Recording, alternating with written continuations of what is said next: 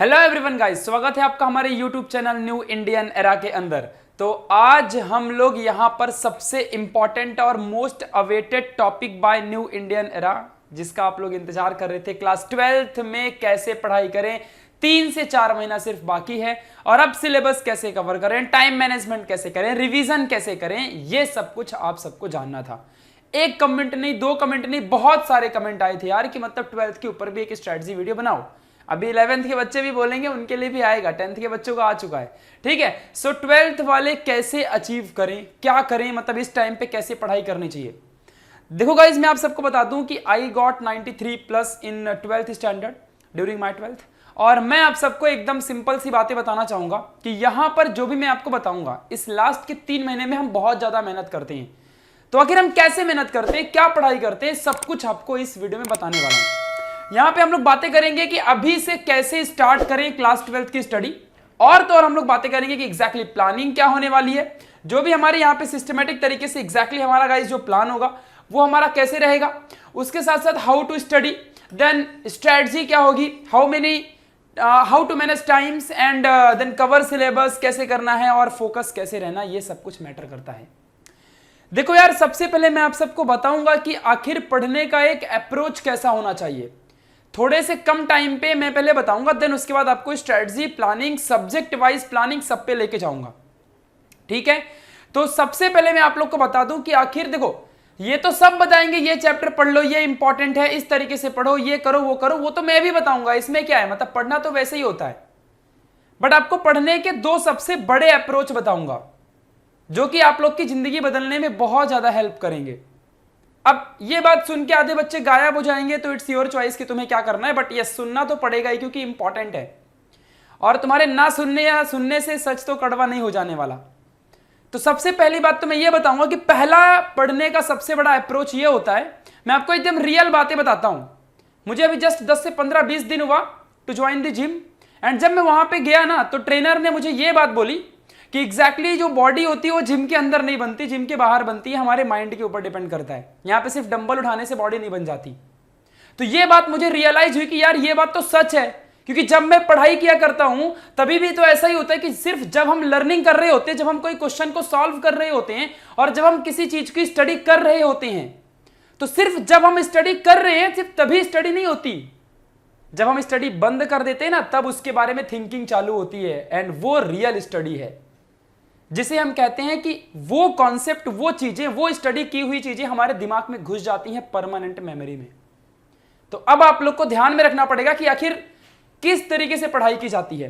तो ऐसा नहीं होता कि अगर तुम लोग पढ़ रहे हो और तुम लोग क्या करते हो ना कि सोचते हो कि अभी फटाक से मैं पढ़ाई खत्म करता हूं और जल्दी से पबजी खेलूंगा, फिर उसके बाद ये करूंगा वो करूंगा। नहीं, तुम लोग ने अगर पढ़ना चालू किया ना, तो पढ़ने के बाद भी तुम्हें यह सोचना है कि अभी तुमने क्या पढ़ा था, ये क्वेश्चन को तुमने याद किया था, ऐसे याद किया था, भूलने ना पाए।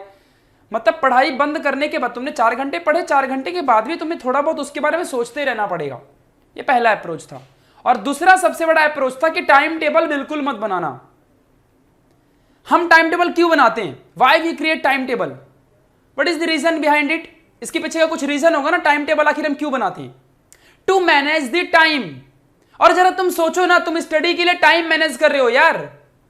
मतलब हम लोग टाइम खेलने के लिए निकालते हैं, हम लोग टाइम खाना खाने के लिए निकालते हैं, हम लोग टाइम किसी और चीज के लिए निकालते हैं, तुम लोग पढ़ाई करने के लिए टाइम निकाल रहे हो। अरे पढ़ना ही तो काम है स्टूडेंट की लाइफ में। और क्या होता है, अब कुछ अमीर लोग, कुछ बड़े लोग, कुछ ज्यादा हाई फाई बिल्डिंग में रहने वाले लोग जो अपने आप को बहुत बड़ा समझते हैं, मीन्स जो कि मतलब ऐसा समझते हैं कि दे आर गुड एंड वो सब कुछ कर सकते हैं, दे आर गेटिंग एवरीथिंग, ऐसा तुम्हें लगता है।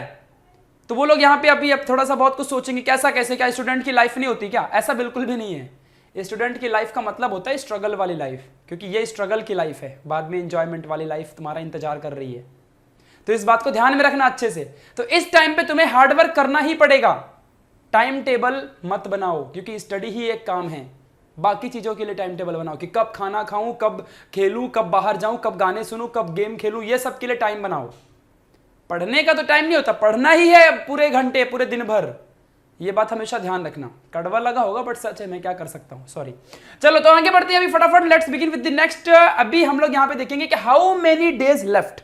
कोई भी प्लानिंग स्टार्ट करने से पहले ना हमें यह देखना पड़ेगा यार कि आखिर कितने दिन बचे हैं। मतलब आखिर कितने डेज अभी हमारे पास यहां पर रिमेनिंग है। देखो जरा सबसे पहले देखो कि एग्जाम जो तुम्हारी होगी वो अप्रैल या फिर मार्च महीने में होगी। समझ रहे क्या कह रहा हूं। एंड तुम्हारे पास सिर्फ 120 दिन बचे हैं अगर तुम 20 नवंबर से भी स्टार्ट करते हो तो। अगर तुम 20 नवंबर से भी स्टार्ट करते हो तो तुम्हारे पास सिर्फ 120 दिन बचे हैं, इस बात को ध्यान में रख लो। और तुम्हारे पास 4 सब्जेक्ट है जिसमें physics, chemistry, maths and biology. इनमें 16 16 14 14 चैप्टर जो भी हैं, ये तुम्हारे पास इतने चैप्टर हैं, इस बात को आपको ध्यान में देना है। अब इतने चैप्टर्स हैं, 4 सब्जेक्ट हैं, हिंदी, मराठी, इंग्लिश, संस्कृत जो भी होगा उसकी तो बात ही छोड़ दो। तुमको लैंग्वेज के लिए क्या करना है, हर दिन डेली 1 घंटा निकाल के सुबह शाम दोपहर रात कभी भी पढ़ो। 1 घंटे डेली निकालना है तुम्हें, किसके लिए, तुम लोग को इंग्लिश या हिंदी मराठी जो भी तुम्हारी लैंग्वेज होगी उसके लिए डेली निकालना है। और उसको तुम्हें टाइम देना है और तुम्हें उसके लिए पढ़ाई करनी पड़ेगी। सबसे पहले रीडिंग करना, लैंग्वेजेस में जो लेसन होते हैं, और रीडिंग करने के बाद जो उसमें कुछ exercise, word meanings and all दिया होता है वो, एंड ग्रामर सेक्शन में ज्यादा फोकस करना। तुम्हें भी ये बात पता है, तुम बोलोगे तो हमें भी पता है, तो सही बात है, यही तो करना ही है। एग्जाम में ग्रामर ही आता है तुम्हें, और क्या बताऊंगा क्या पढ़ो, सिंपल सी बात है ना, इसमें थोड़ा सा दिमाग लगाओ ना। लेकिन ग्रामर इजी हो जाएगा अगर तुम सारे चैप्टर्स की रीडिंग वेल प्रॉपर तरीके से करोगे, 80+ आराम से क्रॉस हो जाओगे लैंग्वेज में। 4 सब्जेक्ट की बात करता हूं, फिजिक्स, केमिस्ट्री, मैथ्स, बायोलॉजी। चलो इनकी स्ट्रेटजी की तरफ थोड़ा सा बढ़ते हैं, जरा एग्जैक्टली यहां पे ध्यान देते हैं। सबसे पहले है सब्जेक्ट वाइज प्लानिंग। आखिर कैसे पढ़ाई करोगे, सबसे बड़ी बात यह होती है। देखो मैथ्स की अगर बात करता हूं, सबसे पहले मैथमेटिक्स में प्रॉब्लम होती है। मैथ्स में तुम्हारे को मैथ्स 1 एंड मैथ्स 2 होता है, चाहे तुम किसी भी बोर्ड से रहो। इवन अगर तुम एनसीईआरटी या सीबीएसई बोर्ड से हो या फिर तुम महाराष्ट्र बोर्ड से हो, किसी भी बोर्ड से हो, 2 मैथमेटिक्स है। एक में स्टैटिस्टिक्स होता है और एक में कैलकुलस है, integration, derivative and all, and logic, matrices, straight line, anything जो भी होता है ये। तो मैथ्स 1 के अंदर सबसे पहले ध्यान से सुन लो, साइंस में अगर आए हो, जो आसान बच्चे जिनका एक भी पढ़ के नहीं होता, एक भी चैप्टर पढ़ के नहीं हुआ, वो बेचारे क्या करेंगे, जिनका कुछ भी पढ़ के नहीं हुआ है। तो जो मैथ्स 1 वाला पार्ट है वो सबसे इजी होता है, जिसमें लॉजिक, मैट्राइसेस, स्ट्रेट लाइन, थोड़ा बहुत ट्रिग्नोमेट्री, वेक्टर और लीनियर प्रोग्रामिंग, ये चैप्टर बहुत आसान होते हैं। इन चैप्टर को पहले खत्म करो। मैथ्स 2 में मत घुसो, वहां पर integration, derivative, differential equation, application of derivative, application of integration, ये सब बहुत हार्ड टॉपिक हैं, जल्दी नहीं आएगा। पहले मैथ्स 1 तो सीखो, फिर मैथ्स 2 में हाथ लगाना। तो हर बच्चे से एक ही डिमांड है, पहले मैथ्स 1 में ध्यान दो प्लीज, इट्स रिक्वेस्ट। तो मैथमेटिक्स 1 इज मोस्ट इंपॉर्टेंट, तुमको स्टार्ट करना है मैथ्स 1 से। कवर करो सबसे पहले कौन से चैप्टर, लॉजिक को पढ़ो, मैट्राइसेस पढ़ो, एलपीपी, स्ट्रेट लाइन और trigonometry and vector and all, इन सब की स्टडी पहले करो। ये बहुत ज्यादा इंपॉर्टेंट है, इन सब की स्टडी करना सबसे पहले बहुत ज्यादा जरूरी है। इस बात को आप सबको यहां पे ध्यान देना है। चलिए अभी हम आगे की तरफ बढ़ेंगे जो कि बहुत ज्यादा इंपॉर्टेंट होगा। अब चलो मैथ्स 2 की बात करते हैं। अब जो हमारा मैथ्स 2 वाला पार्ट है, इसमें तुम्हें question bank, previous year question paper, मतलब जो होता है प्रोबेबिलिटी एंड बायनोमियल, ये जो चैप्टर है इनमें तुम्हें ज्यादा ध्यान देना पड़ेगा, ये बहुत ज्यादा जरूरी है। अब देखो कैसे, तो फोकस देखो, सबसे पहले तुम्हें प्रोबेबिलिटी एंड बायनोमियल डिस्ट्रीब्यूशन करके एक चैप्टर है मैथ्स 2 में। इंटीग्रेशन, डेरिवेटिव, डिफरेंशियल इक्वेशन पे पहले ध्यान मत दो, पहले तुम लास्ट के जो चैप्टर है, प्रोबेबिलिटी है, बायनोमियल है, इनको तो कर लो। 4-4 मार्क्स के क्वेश्चन यहां से आते हैं, पेपर उठा के देख लो। इसीलिए तो चिल्ला के कह रहा हूं, प्रीवियस ईयर क्वेश्चन पेपर एक बार देखो तो पता चलेगा आखिर राइट अप्रोच क्या है क्वेश्चन आने की। एक स्मार्ट बंदा कम स्टडी करके ज्यादा मार्क्स निकाल लेता है, और हार्ड वर्क गधे जैसा हार्ड वर्क ही करते रहता है। हालांकि हार्ड वर्क का कोई भी दूसरा पर्याय नहीं है, बट स्टिल तुम्हें समझना पड़ेगा। तो probability and binomial is most important. Previous year question paper तुमको पीछे के 2 से 3 सालों के उठाने हैं। अब कुछ बच्चे बोलेंगे कि भैया पिछले बार तो पेपर ही नहीं हुआ, तो 2018, 19 और 2017 का पेपर उठाए क्या? ऑब्वियसली यार उठा लो ना, क्या वो पेपर नहीं होता? क्वेश्चन का लेवल तो पता चलेगा ना, क्या तुम उन क्वेश्चन को सॉल्व कर पा रहे हो? अगर तुम नहीं कर पा रहे हो तो तुम खुद को टेस्ट कर चुके हो, तुमको पढ़ के नहीं हुआ है। तो उन क्वेश्चन से यह मालूम पड़ेगा कि तुम्हारा कितना स्टडी हुई है और कितनी स्टडी नहीं हुई है। इस बात को ध्यान में रखना अच्छे से, ठीक है? तो प्रोबेबिलिटी और बायनोमियल करना, previous year question paper. Question bank कहां से मिलेगा? चाहे सीबीएसई बोर्ड हो चाहे महाराष्ट्र बोर्ड हो, सभी को गवर्नमेंट ने क्वेश्चन बैंक प्रोवाइड किया था पिछले साल कोरोना के टाइम पे। उस क्वेश्चन बैंक को डाउनलोड करना, उसके सॉल्यूशन भी मार्केट में अवेलेबल है। पूरे क्वेश्चन बैंक के एक एक क्वेश्चन को ध्यान से पढ़ना, एक एक क्वेश्चन को ध्यान से पढ़ना। कसम से कहता हूं उस क्वेश्चन बैंक से ज्यादा क्वेश्चन आने के चांसेस हैं। उन क्वेश्चन को कर लेते हो तो कोई लॉस नहीं होगा तुम्हारा, तुम्हारा फायदा ही होगा। बाकी तुम्हारे ऊपर डिपेंड करता है। और बाकी टॉपर्स लोग तो सारे चैप्टर करते हैं यार, जो टॉपर्स होते हैं वो सारे के सारे चैप्टर्स करते हैं, मतलब जिन्हें टॉप करना होता है, जिन्हें कुछ अचीव करना होता है, वो तो सारे के सारे चैप्टर्स करेंगे ना। तो इस बात को आपको अच्छे से एकदम समझ के लेना है। चलिए अब ये लैंग्वेज का तो आपको समझ गया ना, इंग्लिश, हिंदी, मराठी, 1 घंटे तुमको डेली देना पड़ेगा, चाहे कुछ भी हो जाए, इस बात को समझना। तो 120 दिन है और 60 से 70 चैप्टर तुम्हारे पास इस वक्त है, और इन 60 से 70 चैप्टर्स को तुम्हें डिटेल में, वो भी अच्छे तरीके से तुम्हें करने पड़ेंगे, इस बात को आपको समझ के लेना पड़ेगा, ठीक है। और तुम्हारे पास सिर्फ 60 से 70 चैप्टर इस वक्त बचा है। चलो अभी आगे की तरफ बढ़ते गाइस। नेक्स्ट तुमको मैथ्स के बारे में समझ गया रहेगा। अब बात करते हैं फिजिक्स की। आखिर फिजिक्स में कैसे स्टडी करोगे, जरा ध्यान देना। फिजिक्स में क्या होता है, सबसे पहले बच्चे डर जाते हैं उसके डेरिवेशन को। सबसे बुरी अप्रोच क्या होती है स्टडी करने की, When I was in 10th standard, हमारे टाइम पे साइंस का पूरा पेपर एक ही बार हुआ करता था, मतलब साइंस के अंदर 20 चैप्टर एक ही दिन पेपर होता था। 2015 की बात कर रहा हूं, 2015 2015 की बात कर रहा हूं, 2015। तो एग्जैक्टली क्या था ना कि उस टाइम पे 400 पेज की एक डाइजेस्ट आई थी नवनीत की, हमने परचेस की, 300 रुपए की आई थी उस टाइम पे, आज भी सब याद है। तो जब हमने देखा उस बुक को तो हमारे फ्रेंड्स ने, अरे बाप रे 400 पेज की बुक, गए काम से, अब नहीं होगा। और कसम से मानो उनसे हुआ ही नहीं, सच में नहीं हुआ उनसे। 400 पेज की बुक, मतलब सोचो उनसे हुआ ही नहीं। क्यों? क्योंकि पहले ही डर गए, उनके दिमाग में बैठ चुका था कि साइंस मतलब हार्ड सब्जेक्ट, साइंस का मतलब हार्ड सब्जेक्ट उनके मन में पहले ही बैठ चुका था। इस बात को समझ लो। और वो जब भी पहला चैप्टर पढ़ते उनको आता ही नहीं था, क्योंकि हार्ड तो था भाई थोड़ा बहुत, ऐसी बात नहीं साइंस हार्ड नहीं है, सिंपल भी है हार्ड भी है, डिपेंड करता है पर्सन के ऊपर कि क्या कैसे वो स्टूडेंट उसको सोचता है। सिंपल है हार्ड है, जिसको समझ गया उसके लिए सिंपल, जिसको नहीं समझा उसके लिए जिंदगी भर के लिए हार्ड, और साइंस से वो नाता तोड़ लेगा, ऐसा होता है। अब समझ गया नहीं समझा किसके ऊपर डिपेंड करता है, टीचर्स के ऊपर। मैं तो भाई ऐसा कहता हूं कि तुमने मेरी बनाई हुई वीडियोस अगर तुमने 10th की देखी है या 11th 12th की देखी है, तुम्हें सारे चैप्टर पक्का समझने ही वाले हैं, बस एक बार देखना पड़ेगा उसके लिए, और नोट्स बनानी पड़ेगी, दोबारा भी देखना पड़ेगा, तब जाके समझ जाएगा। हाँ, अब देखोगे नहीं, कोई चीज अच्छी चीज जल्दी नहीं आती ना यार। क्रिकेट बच्चा पहला जैसे आता है ग्राउंड में आता है, वैसे ही क्या उसको क्रिकेट आने लगता है क्या? ऐसा तो बिल्कुल भी नहीं है ना। तो इन सारी चीजों को आपको थोड़ा सा समझ के चलना पड़ेगा, जो कि आपके लिए बहुत ज्यादा इंपॉर्टेंट मुद्दा है, ठीक है। तो मैंने जो तुम लोग को बताया है उस चीज को ध्यान में रखो कि एक ही बार में सब कुछ तुम्हें नहीं आने वाला, धीरे धीरे आएगा। और पढ़ने के लिए कितने घंटे क्या करने सब बताऊंगा, थोड़ा सब्र कर लो यार। तो मैं फिजिक्स के लिए फिजिक्स 1 एंड फिजिक्स 2 तुम्हारे सामने होता है, जिसमें से फिजिक्स में अगर तुम हो तो फिजिक्स 1 के अंदर रोटेशनल डायनेमिक्स, फिर mechanical properties of fluid, kinetic theory of gases, oscillation, thermodynamics, ये चैप्टर डेफिनेटली छोड़ के मत जाना। मतलब तुम्हें एक बात बताऊं, सच तो कड़वा ही होता है यार, डरा नहीं रहा हूं, डरो मत, हिम्मत रखना पड़ेगी थोड़ी सी, डर जाओगे तो मर गए तुम लोग यार, जो डर गया सो मर गया। यहां ध्यान दो, जो फिजिक्स में टोटल 16 चैप्टर हैं, 14, 15, 16 इस रेंज में चैप्टर हैं। अगर तुमने मिनिमम 9 चैप्टर नहीं पढ़े तो तुम्हारे फेल होने के चांसेस ज्यादा हैं। मिनिमम 9 पर मतलब कम से कम 8 चैप्टर तो करने पड़ेंगे, 8 से कम तो बिल्कुल नहीं चलेगा भाई, मतलब बिल्कुल नहीं चलेगा, फेल हो जाओगे तुम, सच कह रहा हूं, मजाक जा किसी टीचर से पूछ लो। मिनिमम 7 चैप्टर तो करने ही पड़ेंगे मेरी जान, इस बात को ध्यान रखना। तो फिजिक्स 1 की जब बात करता हूं तो पहला चैप्टर रोटेशनल डायनेमिक्स, ये तो ये सब बच्चों ने पढ़ा होता है भाई, पहला चैप्टर तो सब पढ़े होते हैं, तो वो आता ही है, तो पहले चैप्टर को छोड़ना मत कभी।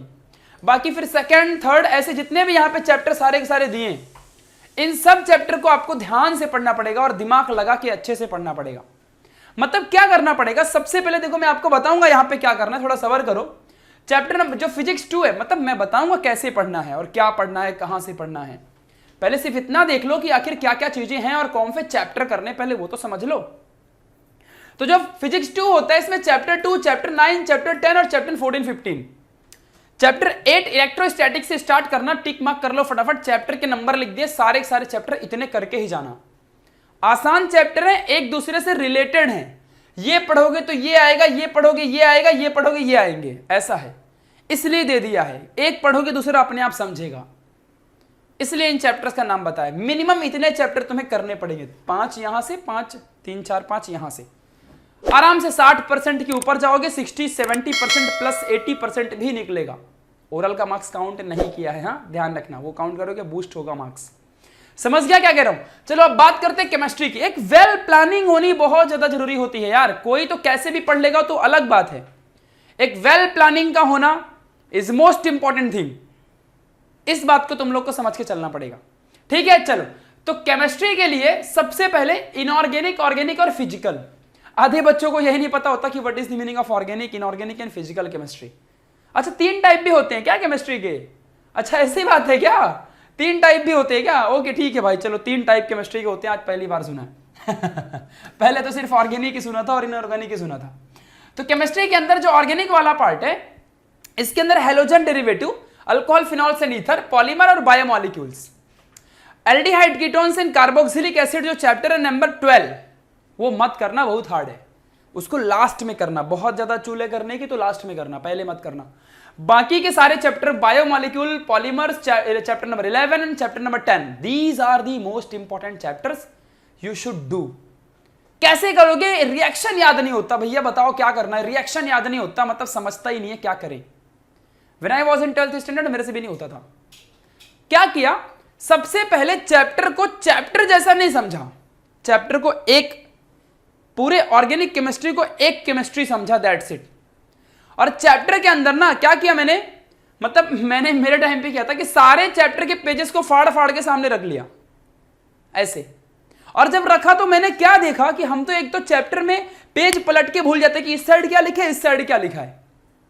तो मैंने क्या किया, पहले चैप्टर को साइड में पूरा ऐसे रख लिया अब समझ ही नहीं रहा था तो बुक को क्या करता, इससे अच्छा फाड़ के देख ही लेता हूं और क्या करता, नेक्स्ट ईयर तो फेंकना ही है, दे दूंगा किसी को, फेंकना क्यों, अभी भी रखिए, पैसे दिया किसी को नहीं है, ठीक है। तो वो बुक जो भी है ना, तो यहां पे preparation of alcohol, preparation of halogen derivative, reactions from halogen derivative, SN1 reaction, SN2 reaction, ऐसे लिखा हुआ है। तो पहले अगर मैं सिर्फ देखता ना यार, अगर मैं पहले सिर्फ देखता कि ठीक है SN1 रिएक्शन या preparation of alcohol, preparation of ये फ्रॉम दिस एंड दिस, तो ये सब क्या है, तो मैं सोचता कि यार ये पूरा प्रिपरेशन का है और ये पहले हम इसको प्रिपेयर करेंगे हेलोजन डेरिवेटिव को, and then after the preparation of halogen derivative से कुछ बनाएंगे, एंड देन फिर उसके यूजेस और चैप्टर खत्म।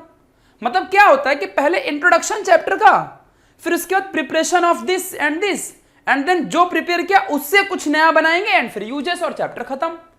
यही चल रहा था पूरे ऑर्गेनिक केमिस्ट्री के अंदर, पूरे ऑर्गेनिक केमिस्ट्री में यही चल रहा है। कहीं कहीं मैकेनिज्म आ गया, 1-2 SN1 मैकेनिज्म, SN2 कहीं और थोड़ा बहुत, बस ये सब चल रहा है। देखो यार ये तो बहुत आसान है, मतलब हर चैप्टर में प्रिपरेशन, पहले उसको प्रिपेयर करो और फिर उससे क्या बना सकते हो वो, और उसके यूजेस और चैप्टर खत्म, और आई पैक नेम तो रहेगा ही, बस हो गया, इतना ही करना है।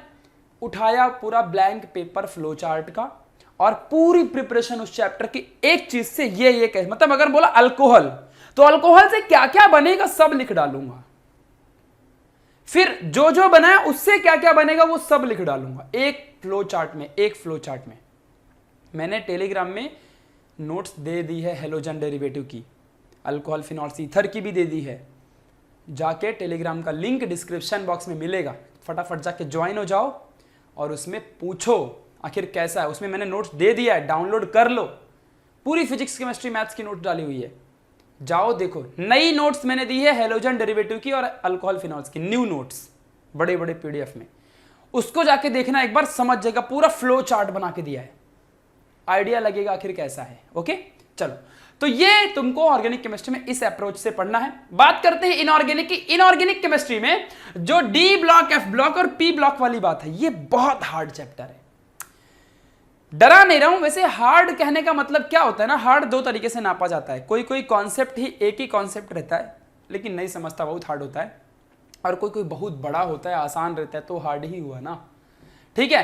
तो P ब्लॉक में 60 पेजेस हैं, 60 पेजेस ठीक है, और इस 60 पेजेस को पढ़ोगे तो तुमको तो भूलेगा ही ना यार, सारा नहीं आएगा, और एग्जाम में 5 से 10 मार्क्स का ही आएगा, 10 मार्क्स का ज्यादा वेटेज रहता है इसका।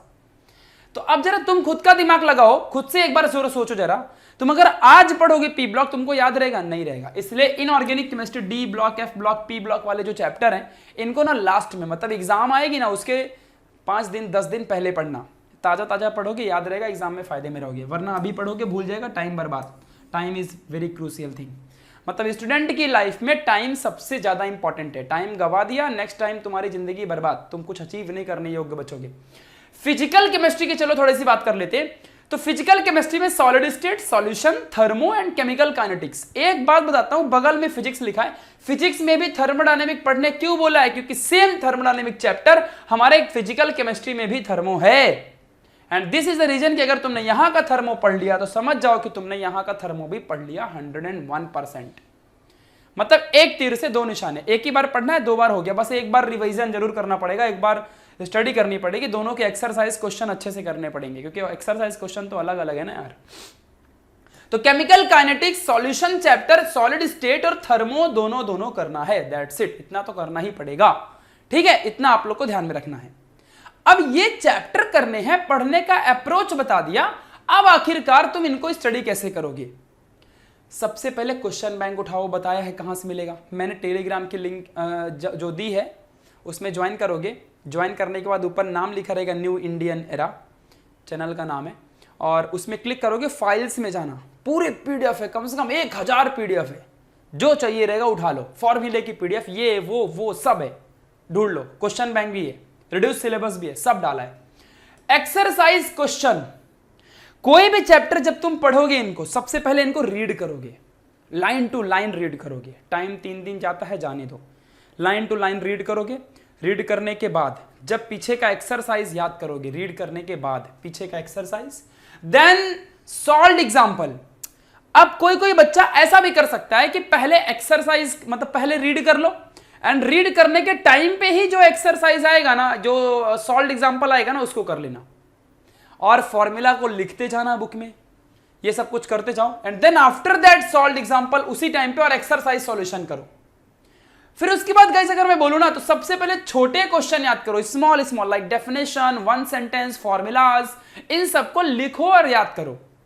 जब नोट्स बनाओगे ना, तो जो डेफिनेशंस होती है उनको बार बार लिखो मत, बस बुक में टिक मार्क करके याद करना चालू करो। टाइम कम है ना, इसलिए कह रहा हूं, ठीक है। और हार्ड क्वेश्चंस को करते जाना, पहले सिंपल क्वेश्चन, छोटा, फिर बड़े बड़े क्वेश्चन। एक ही बार में बड़े वाले में ऐड करोगे ना तो याद भी नहीं होगा, और याद हो जाएगा तो भूल जाएगा, क्योंकि बड़े क्वेश्चंस को बार बार पढ़ना पड़ता है। देखो, छोटा क्वेश्चन 2 बार में पढ़ने से 3 बार, मैक्सिमम बुद्धू लड़का होगा तो 5 बार पढ़ के याद होता है।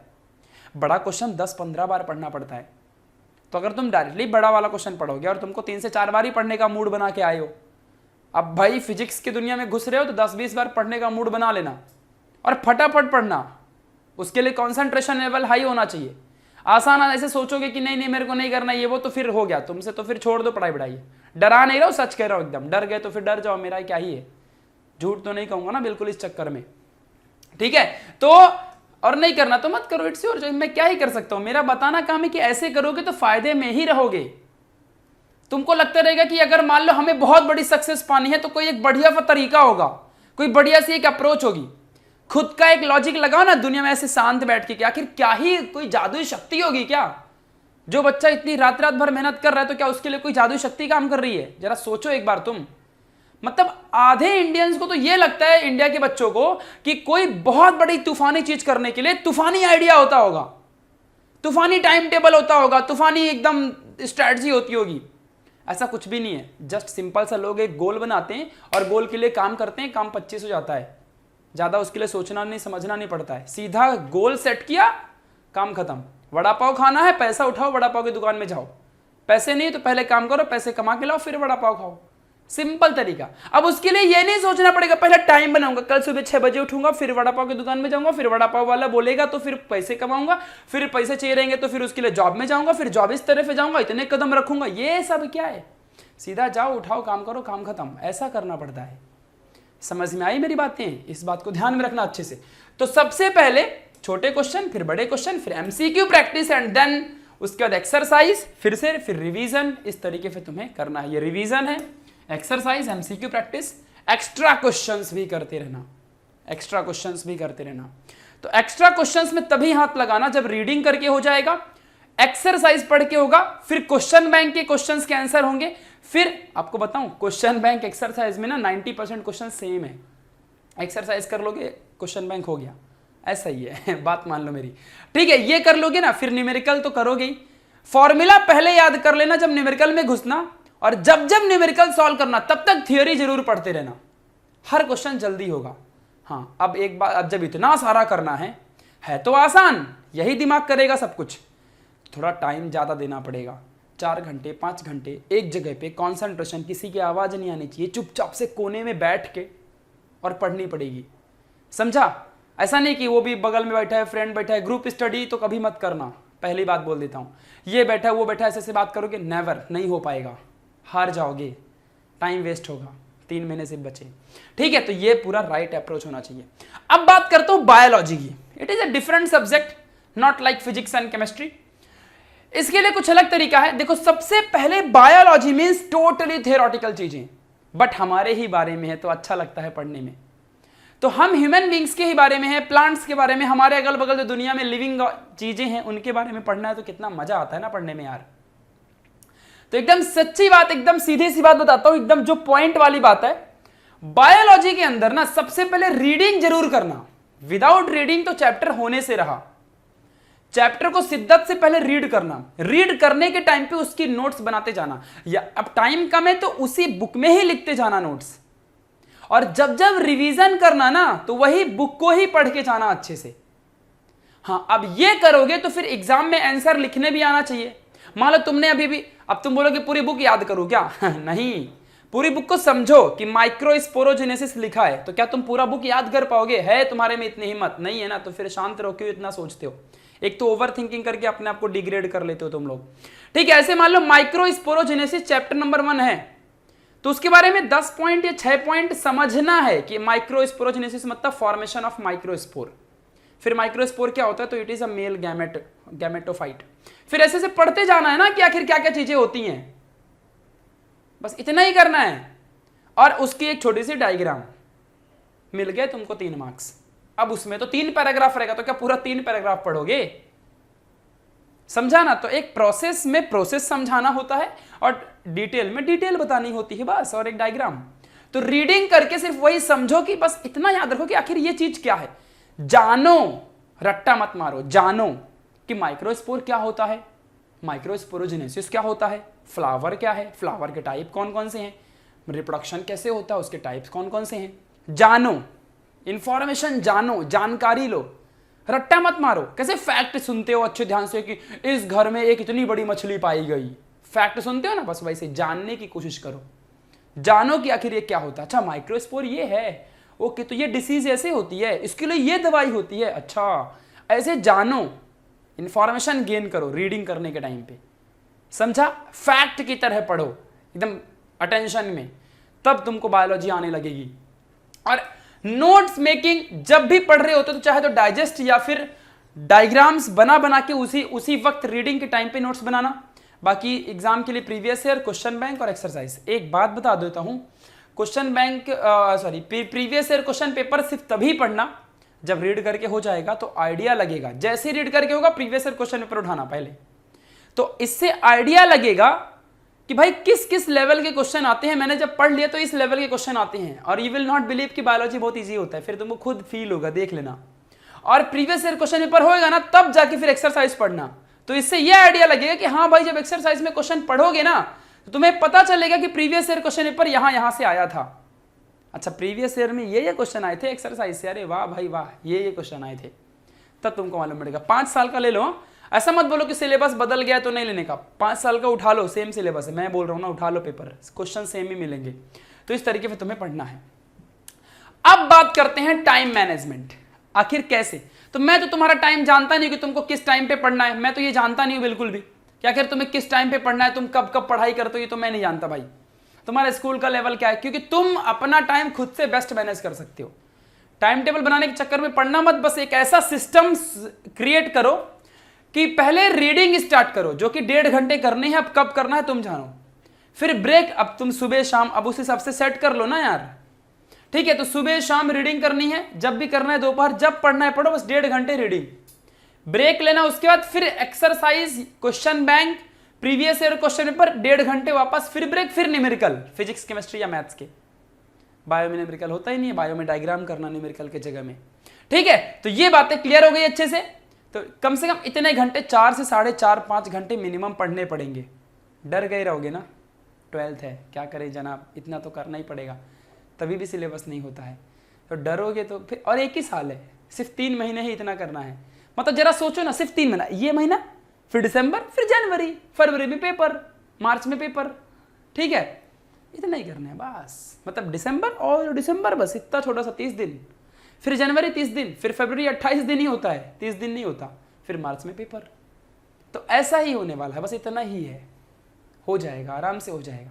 3 महीने रगड़ कर लो, फिर उसके बाद तो डिग्री आसान रहती है भाई, ये डिग्री में 1-2 बुक पढ़ो, काम खत्म होता है, ठीक है। इतना ध्यान रखना अच्छे से।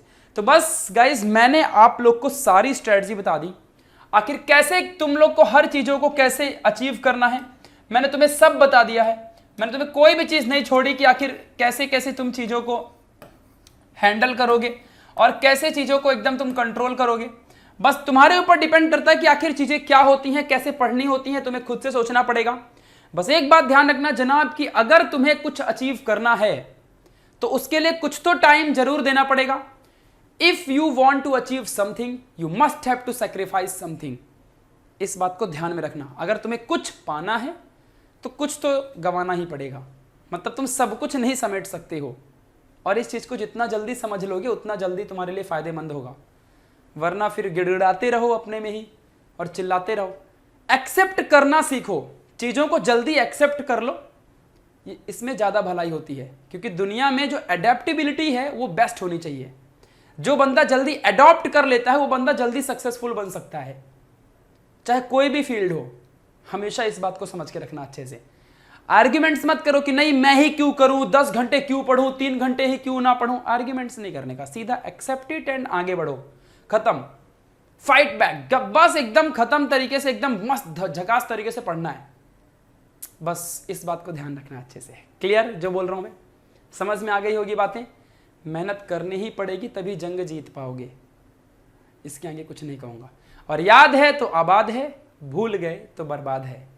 Bye all of you guys, मिलेंगे ऐसे किसी और प्यारी सी वीडियो में। डिस्क्रिप्शन बॉक्स में बता देना और कमेंट बॉक्स में बता देना कि कौन सी वीडियो और किस टॉपिक पे चाहिए, रिवीजन कैसे करना है वो भी डिटेल में बताओ। और टाइम टेबल अगर चाहिए, मैं तो कहता हूं मत बनाओ, सीधा पढ़ाई में ध्यान दो, ठीक है। तो टाइम टेबल पे अगर वीडियो चाहिए स्टिल तो तुम बता सकते हो, मैं बना दूंगा।